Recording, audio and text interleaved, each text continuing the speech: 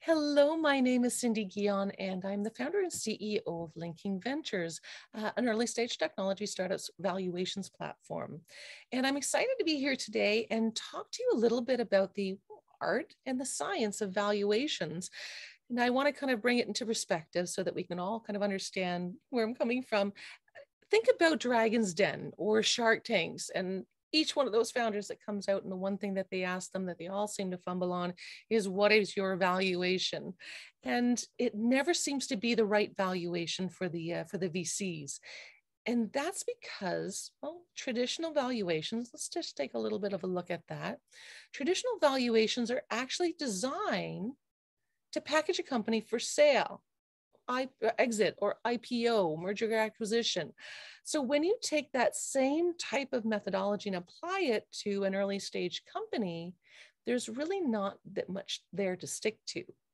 So let's just take a look at what some of those traditional valuations might be.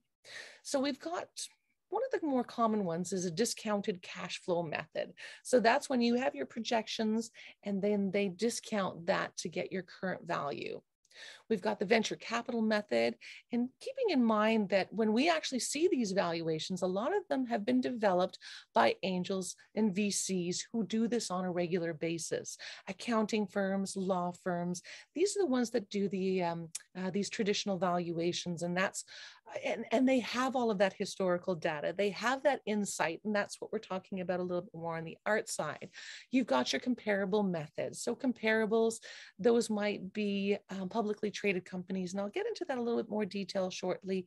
Liquidation value. So all of a sudden you're seeing all these terms that you automatically equate to selling off a company. So liquidation value, how much you'd sell the company for, liquidate it for, in order to be able to determine that value. Cost to duplicate this method. Kaufman Foundation, which is one of the ones I'm trained in. Berkus method, book value, venture capital, Loyal VC has an amazing one as well. And then you'll have a number of them that are derived from these components as well. The art and science. So the science side of these traditional valuations is really sitting in that historical data. They've done so many valuations. You use that value to sales ratio of a publicly traded company that sits to the comparable part, but that has its historical data in there as well. You've got your financials that have established revenue that you are able to look back at the company's historical financials and metrics, those wonderful metrics and KPIs that they've gone through and started to address and look at, and then gone through and achieve. So you've got all these data points that you're able to calculate out the valuation from. Now, then you have the other side that is the art. When you have that historical data and then you project to the future, what is that future revenue or that future EBITDA? What is that future value? When you have those traditional valuations and that historical data that you're using to build out those future projections, there's a lot more science to it, so to speak. But when you start looking at that from the earliest stages, there's a lot more art that goes into that. Past valuations is also another component of art. So past valuations say, well, this industry is trending and this is how they were evaluated in the past. So maybe this company is fairly close to that. And that's a little bit of the art that comes into it. Trendiness of the market, as I mentioned, all investors want to invest in something that's cool, that's hot, with a market that's trending. We're kind of watching that right now with Web3 environment and crypto. And you're seeing that investors, well, with all these inflated valuations, they're being played out because of the trendiness of the market, overinflating it. So let's take a look at now about that valuation versus value story. So we've talked a lot about that traditional valuation process and how it's kind of weighted and how they kind of think out the elements that go into that valuation. Well, let's start to look at that sequence leading up to the valuation. And I want to shift now, because we started a little bit talking about the valuation from the investor standpoint, and they're using these valuations as a way to determine their current value when they invest a certain percentage of their, buy a certain percentage of equity and try to think about the future value upon exit of what that will be. So let's start talking about this then from the founder standpoint as they start to build out their valuation. So founders, you might not realize this, but when you first incorporate your company, you should already be thinking about the value of your company. So what does that mean? When you incorporate your company and you build out your board and you start to put together your cap table right away, put together that option pool. You start building out your founder shares. These are all value conversations that you're having with a co-founder, that you're having with key employees. That's what that option pool is. One little warning when we talk about valuations at this stage. If you don't put together your option pool before you go out to an investor, you have the option, you might actually risk diluting yourself out of that, of the percentage of that option pool from the amount that you're raising. So what does that mean? If you're going out and you're raising an equity round with a seed investor and they say, have you put together your option pool? No, I haven't. Fine. I want you to put that 10% option pool on your cap table, and that's coming out of the raise. So you've now just lost 10% of that funding that you were raising. So very important to understand this value journey, this valuation journey, as you approach that seed level investors. What is pre-seed? Well, pre-seed, and a lot of times founders, especially those who are first-time founders, actually even second-time founders, they navigate this process here. They will, oh, well, I'm a founder and I don't have access. My parents can't, or my friends and family, I don't think they would be investing in me. You're not limited to friends and family for this pre-seed round. You also have the opportunity of having people that you've worked with. This close associate part do fit into here, and they might be an angel, but they might not be. So do consider that close associate, because you're coming from your idea, chances are, is coming from your experience. So in your experience, probably has people around you that are familiar with that same pain point or those same pain points.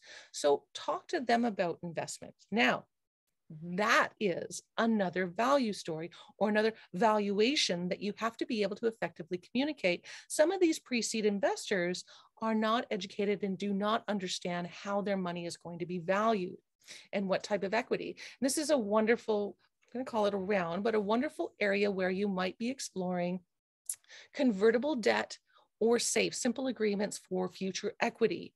Now, these convertible debt and SAFEs are the future value, taking a look at the future value, and convert at a later date, at when perhaps when you raise that round at a seed level, that's when it converts. And you'll have the terms that'll set up in there. I will give you some information, more information on here as an attached link as well. So that pre-seed round, again, take advantage of each of these rounds. That pre-seed can be friends, family, or close associates. But you do need to be able to have that educated conversation about what your value is and what that value could mean to that uneducated investor that you might be bringing in as a friends, family, and close associate. The next stage then is that seed level. And that seed level investor is somebody who has a lot of knowledge on valuations, right? What we're trying to do is prepare you through this conversation to do your research, to understand how to talk about your value. If you just grab a calculator online and say, okay, this is what my value is because I know I want to raise 3 million and therefore my value, don't do it that way. You need to understand exactly how much money you're raising at that seed level in order to be an effective raise. So there's a number of moving parts and elements that go into evaluation or should go into evaluation. So know your value, understand exactly, right down to a finite number, a budget, where this money is going to in terms of your strategies, understand what risk you need to mitigate, and if those funds will go to mitigate certain risks. Understand your raise and how to communicate your value at the seed level. I cannot tell you how important this is, because the relationship with that seed level investor may last longer than most American marriages. So you want to make sure that you have found the right investor, and knowing how to understand and communicate your value will help you have that intelligent conversation with that seed level investor. Once you get past the seed level, you've then got a priced round that builds in that historical data from the startup standpoint, and subsequent investors will then be able to pull in the traditional valuation methodology.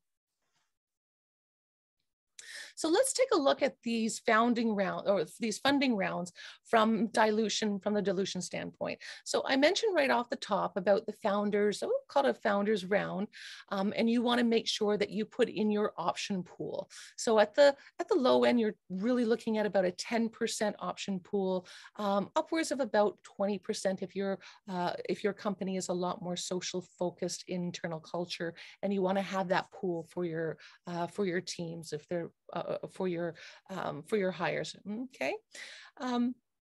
The next level is the rounds are averaged from about 10 to 30. The pre-seed round is about 10 to 15% that you'll be giving away. Seed is about 10 to 30% equity, and Series A is about 20 to 30%, recognizing that those safes and convertibles will convert at a later point for this dilution. So dilution in value, what does that mean? What does dilution really mean?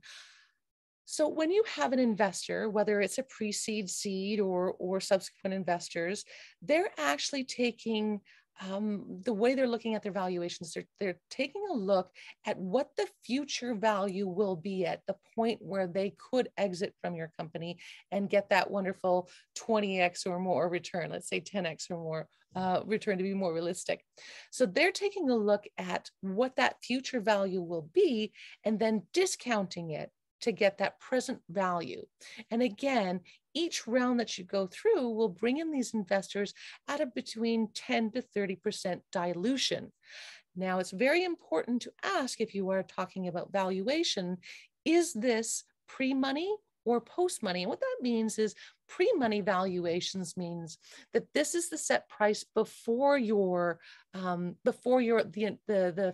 investor's money has gone into it. So post-money valuation would be that it is including the raise into that valuation. Right? So if you're raising 10%, that would be a 10% on top of that would be 10% would be included in that founders in that round. Sorry. Pre-revenue and post-revenue. I put this in here because a lot of these valuations and the discounting future value, you don't really have a lot to go on, because your pre-revenue valuation is much more artistically determined than a post-revenue valuation will be. Now, when I talked about data that they're using, the historical data, I really want to take a look and start addressing and sharing and really communicating the fact that a lot of the data that we're using, and not just here in valuations, there's bias written into it or bias in it. So just as an example, about 3 to 4% of all funding for there's only about 3 to 4% of funding went to female founders, and that was pre-pandemic, and that's dropped globally to about under 2% or under.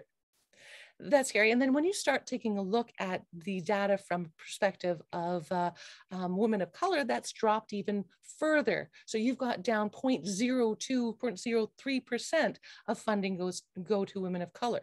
So you watch this bias in data, because what that means then is that 94% of data that we're using for valuations is biased because it's based on male founders.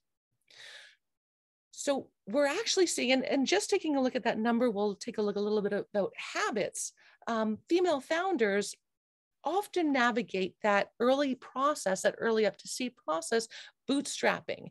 They actually might even pass right through seed and do seed at a much later stage because they're able to navigate that process of building out traction and product development with sheer wit. They're able to build that out. There's a lot more grit that goes into building out this company because it's significantly harder for them to find funding, but they do it anyways. They build that company anyways. So I want to also talk about how we actually navigate as female founders the investment process. So yes, I mentioned that we're very strong at bootstrapping. We know our numbers. We're able to navigate this whole process in a very different way. Now, when we do actually get out in front of in front of the investors, and it's irrelevant whether that's a male investor or a female investor, there tends to be a lot more bias in the questions asked. An example of this would be, and I've got a great article here that talks to it. Kennedy, I'm going to say Jacqueline Kennedy, I believe is the lady who did the research on this.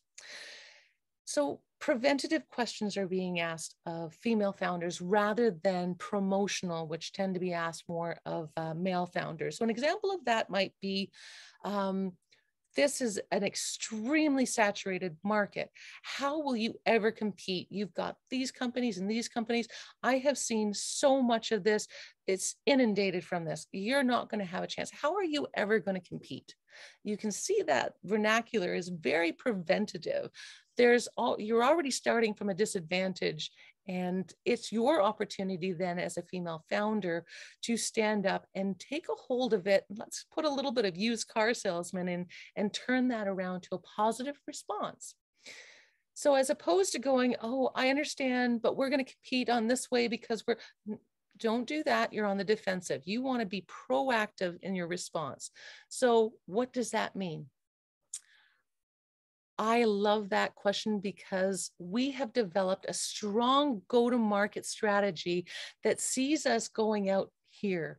And this is the budget we have to go to that go-to-market strategy. But yet, take that one step back. Are you asking me about my go-to-market strategy?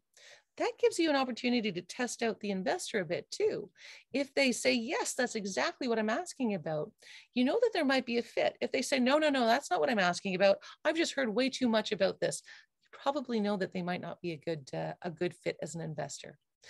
But understanding how to navigate not just the questions posed by investors, how to navigate that whole startup process from a standpoint of turning the negative, turning the competition around, pivoting those questions and your responses then into a promotional, let's go get this, and I've got my eye on the ball type of response will get you as a founder so much farther ahead.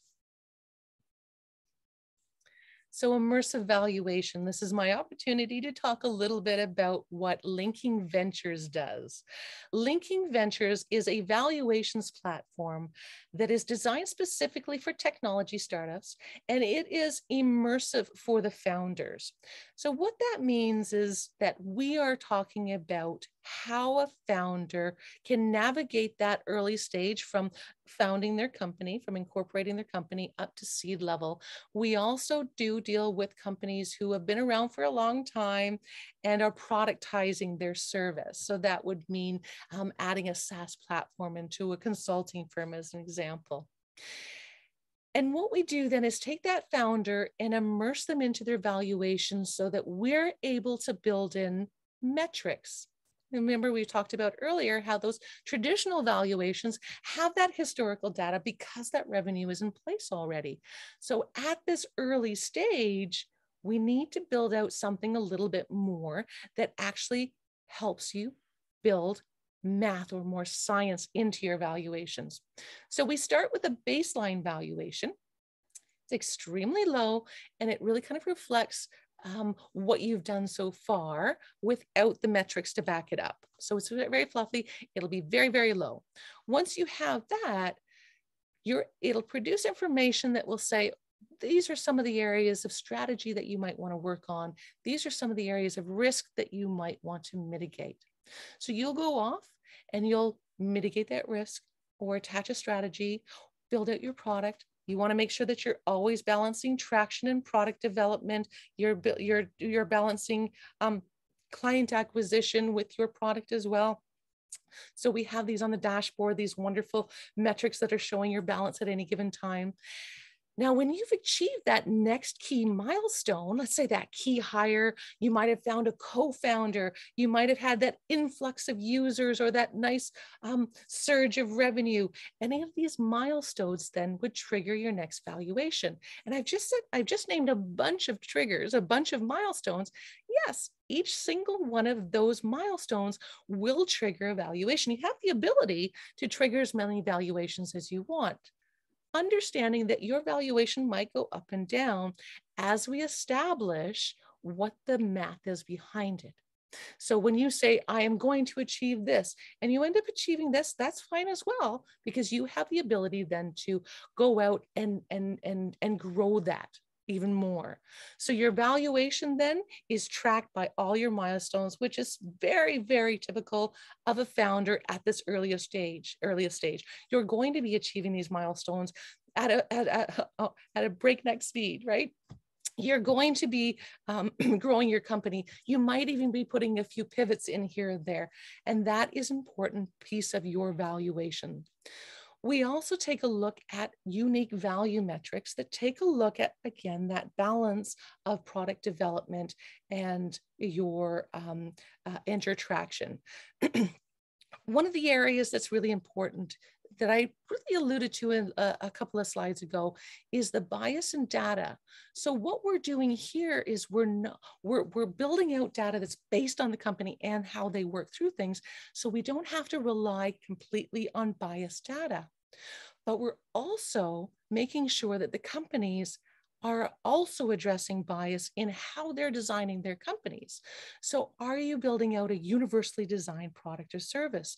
Or is it designed solely for one segment of a segment? Are you including women into your design? Are you including people with different abilities? Are you including different cultures, different races? Open up your lenses and apply as many lenses as you can. This is also in governance.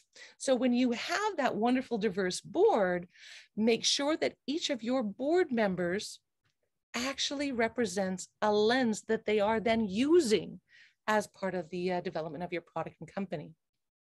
This is a part of the unique value metrics that we also include.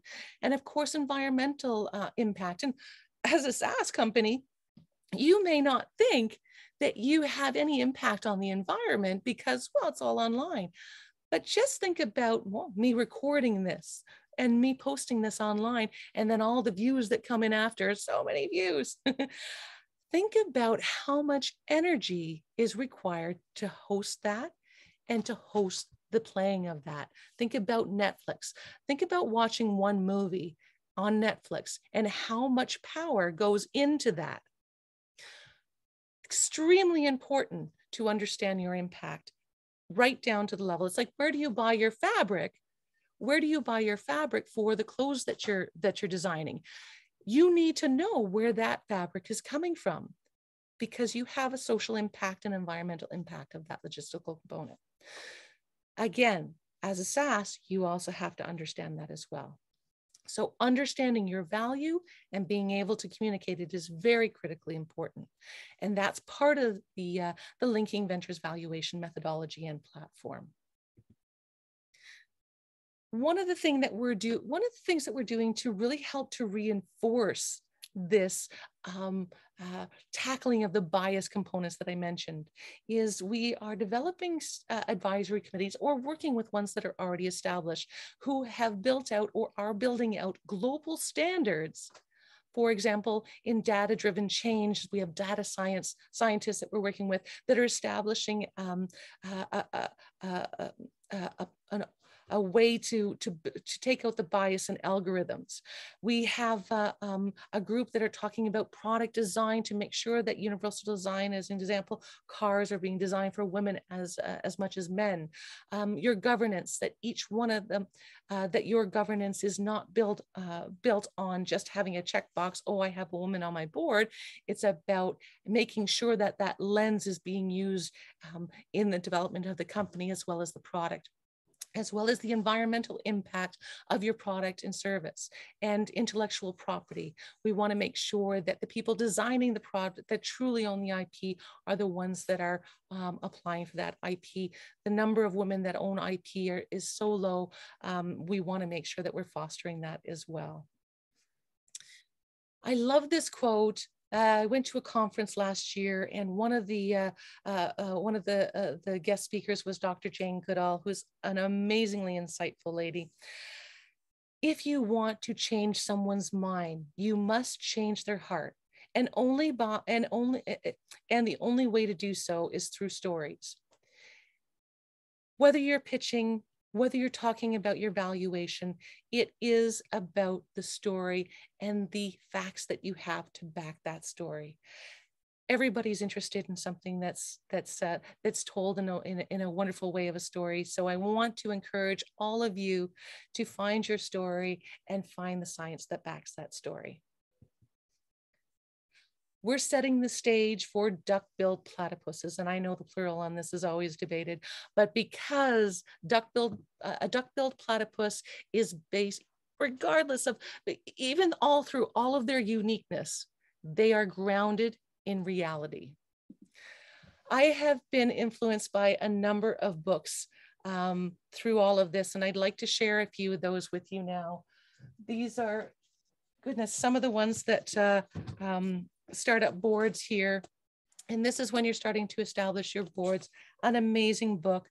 When we're talking about bias, this is one of the ones that really made me look at things very differently, as opposed to the checkbox, which I think a lot of us are used to, taking a look at everything around me by design, and how women are being left out of things by design. Amazing. It's called Invisible Woman by Caroline Criado Perez. Obviously awesome on the marketing side. And this is by April Dunford, and absolutely amazing focus on branding and how to nail that positioning with customers. Traction. This is a lot of the basis for the metrics that I've been talking about balancing out your traction and your product development. And Gabriel Weinberg, Justin Mares, Gabriel was one of the founders of DuckDuckGo. And if you can take on a behemoth like Google, you've got something there. So an amazing book called Traction, Gabriel Weinberg and Justin Mares. I have a plethora of other books, venture deals as well, and this is by Brad Feld and Jason Mendelson. Some amazing books for you to kind of take a look at. I will try to include these in the show notes or the notes afterwards, as well as that one article I mentioned about the bias in questions being asked of founders. And please, if you have any questions, reach out to me. My email address is cguyon@linkingventures.com. Please, please, please follow us on LinkedIn, Linking Ventures, as well at linkingventures.com. Follow us on our website as well, Twitter, and as well as Instagram and Facebook. I welcome any of your questions. I learned something from our COO, Teresa Singh, who taught me an amazing insight, and that is have 15 minutes for everybody. If you take 15 minutes for somebody, especially female founders, especially founders in need, you might have the ability to change them and drive them towards something really positive. And both Teresa and I have that 15 minutes for you. Please feel free to reach out to us. Thank you so much, and I look forward to hearing from you all.